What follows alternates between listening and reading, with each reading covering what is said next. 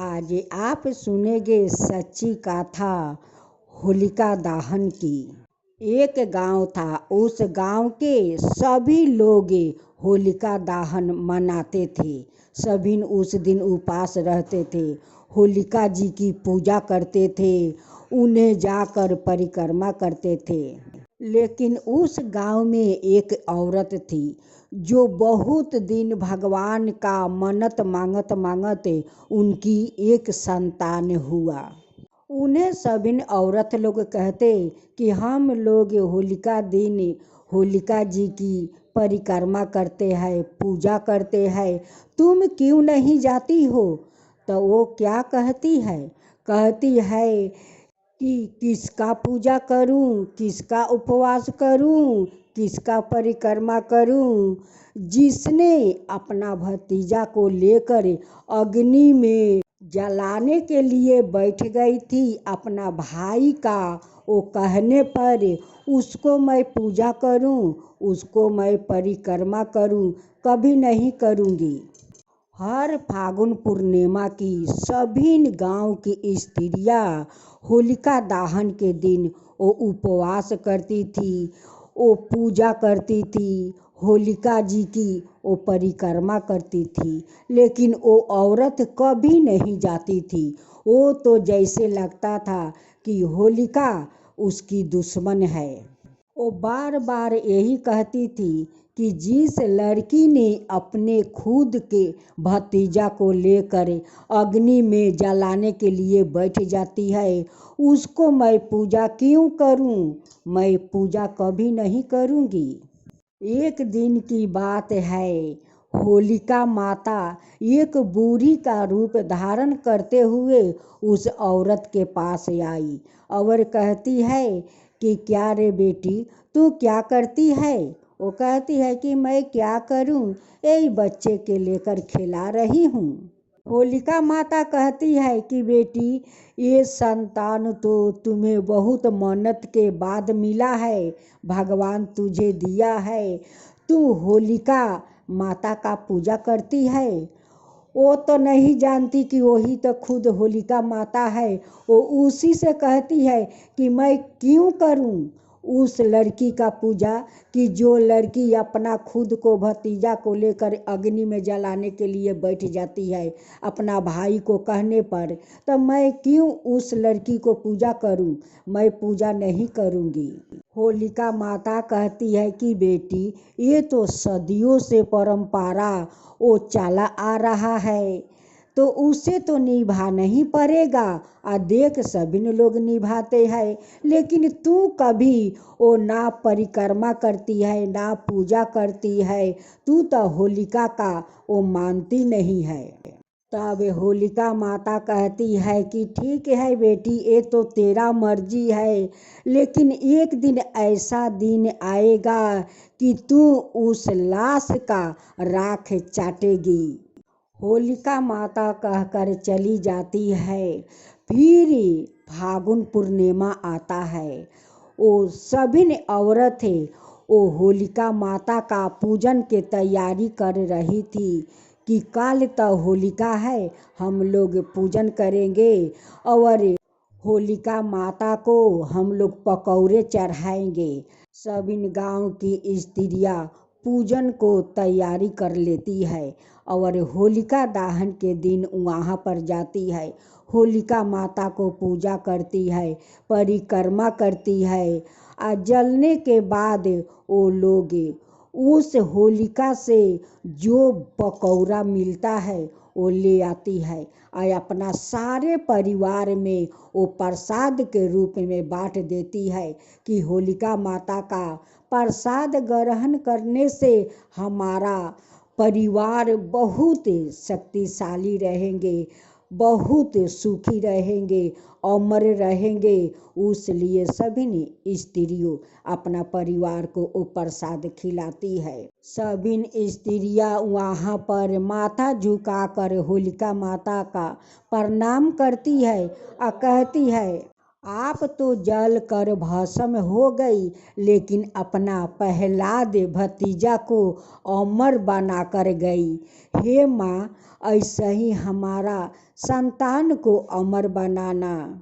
हे विष्णु भगवान, आप जैसे अपना भक्त प्रहलाद को वो शेर के रूप में आकर उनकी रक्षा किया और उस दैत्य को अपना जांघ पर सुलाकर अपना नाखून से मार दिया और उसको रक्षा किया, वैसे ही आप सभी को रक्षा करिए। हे विष्णु भगवान, सबको रक्षा कीजिए।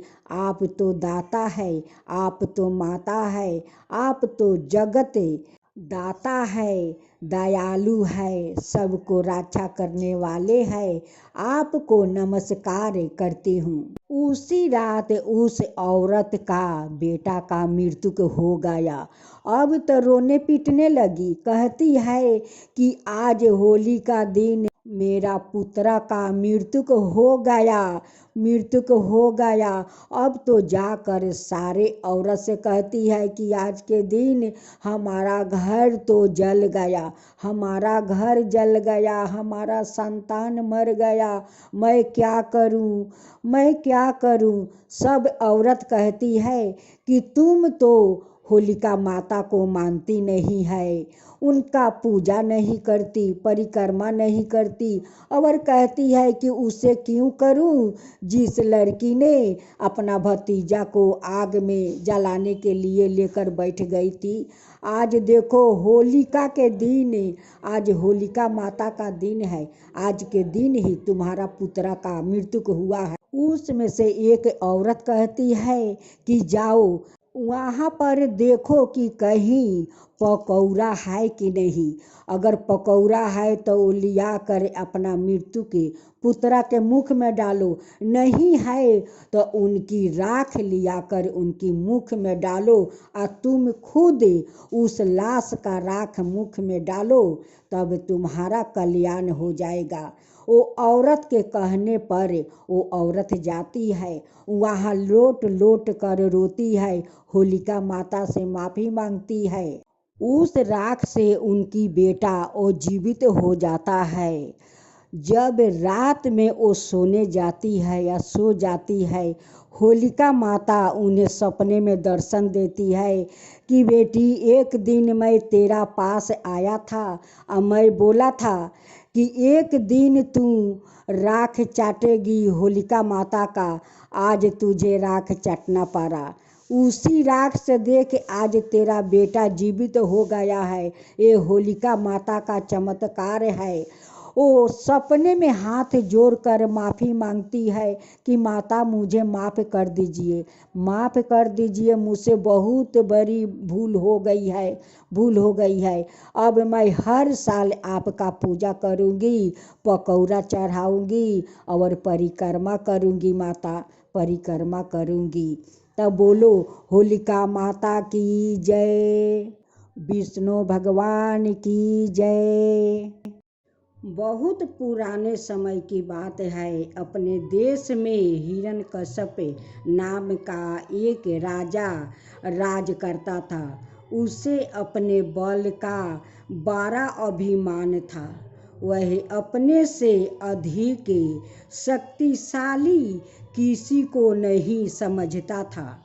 यह कहा करता था कि दुनिया की कोई ताकत मेरा कुछ नहीं बिगाड़ सकती। दुनिया से बाहर भी कहीं कोई शक्ति है, इस पर उसका विश्वास नहीं था। मौत से भी यह नहीं डरता था। उसका कहना था, मुझे ना कोई घर के अंदर मार सकता है और ना घर के बाहर, ना धरती पर, ना आसमान में, ना दिन में, ना रात में। प्रजा में सब उससे डरते थे। उसकी इच्छा के विरोध कोई कुछ कह भी नहीं सकता था। हिरण्यकश्यप का एक पुत्र था, उसका नाम प्रहलाद था। जब प्रहलाद कुछ बड़ा हुआ तो उसे उसे पढ़ने के लिए गोरखुल के पास भेज दिया गया।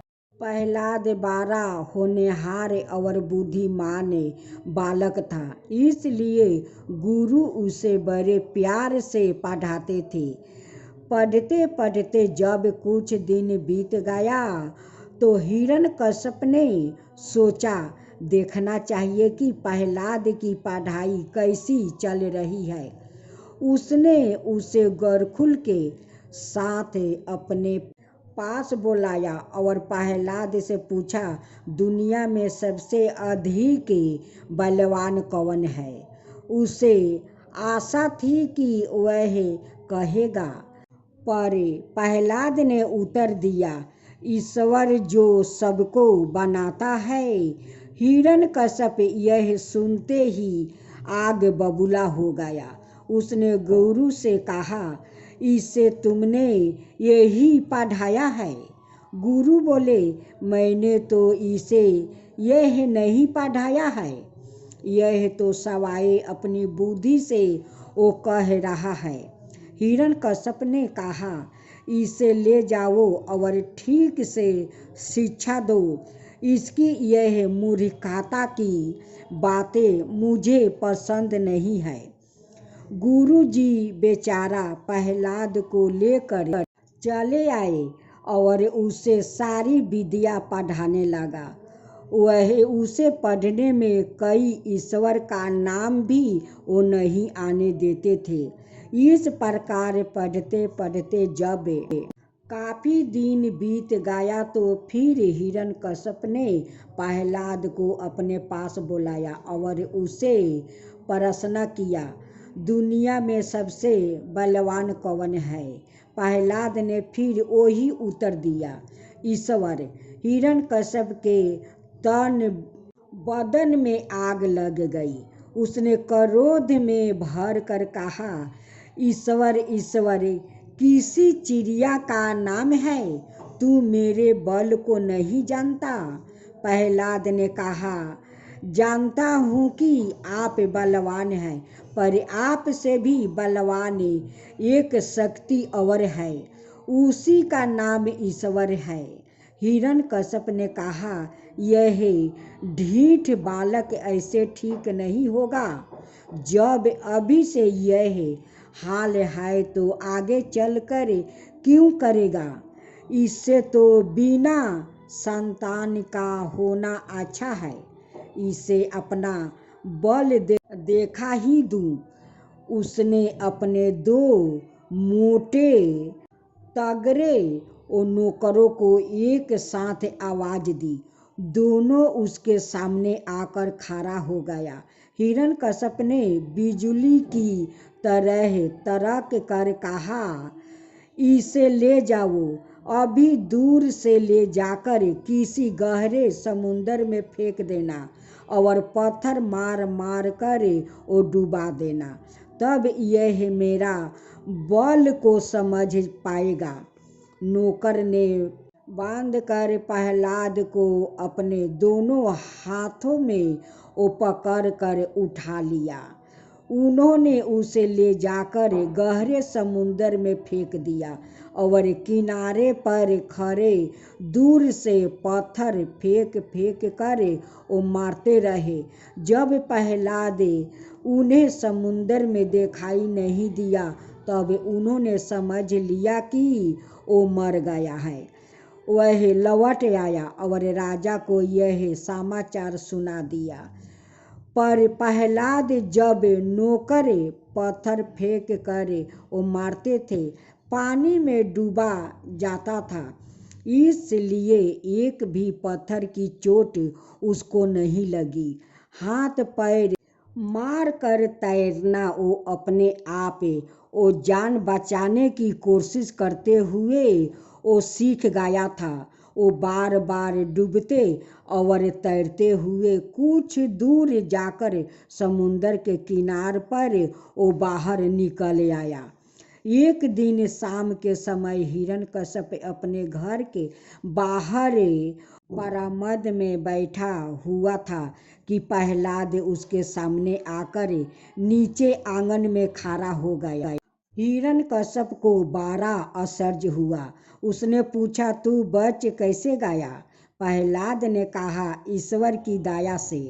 हिरण्यकश्यप मुंह बिगाड़ कर वो बोला, फिर वही ईश्वर ईश्वर, कहाँ है तेरा ईश्वर?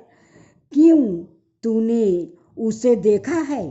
प्रहलाद ने कहा, देखा तो नहीं, पर ऐसी कोई जगह नहीं जहाँ वह मौजूद ना हो। हिरण्यकश्यप ने कहा, तो क्या यही भी मौजूद है? प्रहलाद ने कहा, हाँ, यह दुनिया की हर चीज में हर समय मौजूद रहते हैं। हिरण्यकश्यप ने और कोई चीज सामने ना पाकर ओ बारामंद के ओ खंभे की ओर इशारा करके पूछा, तो क्या वो इस खंभे में है? प्रहलाद ने जोर देकर कहा, हाँ है। हिरण्यकश्यप प्रहलाद की इस हाँ को सुनते ही क्रोधित होकर अपने से बाहर हो गया। उसने खड़े होकर अपनी पूरी ताकत से दोनों हाथों से वो खंभे में वो धक्का मारा और बोला, देख कहाँ है इसमें ईश्वर? खंभा बीच में से आधा टूट कर वो दूर जा गिरा और हिरण्यकश्यप उस बीच में टूटे हुए खंभे पर धड़ाम से गिर गया। इतने में टूटे हुए खंभे का आधा ऊपर का भाग उसके ऊपर आ गिरा। उसका सिर चकनाचूर और सारा शरीर लहूलुहान हो गया। वह वही दब कर मर गया। उस समय सूरज डूब रहा था। ना दिन था ना रात। वह ना घर के अंदर था और ना बाहर, आंगन में और ना धरती पर था, ना आकाश में। उस खम्भे से एक महाशक्ति निकला। उसकी शरीर आधा शेर आधा मनुष्य का था। बस चौखट पर बैठे उन्हें अपनी जांघ पर लिया और अपना नाखूनों से वो दबा कर मार दिया और अपने भक्त प्रहलाद को वो गोद में बैठा कर उन्हें आशीर्वाद दिया। तब बोलो, विष्णु भगवान की जय, नरसिंह भगवान की जय।